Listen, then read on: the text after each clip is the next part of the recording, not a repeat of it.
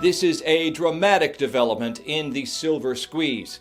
With silver refining capacity across North America virtually maxed out, reDollar is announcing an extraordinary temporary move, a pause in the acceptance of most silver items.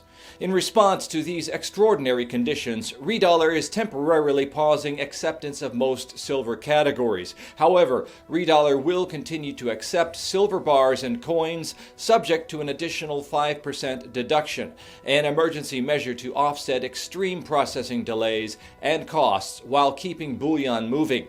The price of silver has ignited a rush unlike anything the industry has seen before.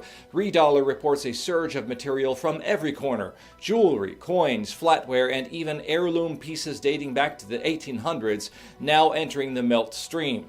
Industry insiders estimate major U.S. refineries are sitting on hundreds of millions of dollars in unprocessed silver, with assay labs and furnaces working beyond capacity and intake windows closing.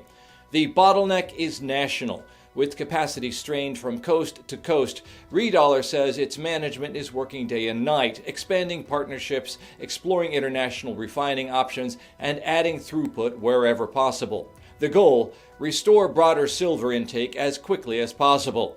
reDollar cautions this disruption could last from a few days to a few weeks, depending on how fast new capacity comes online.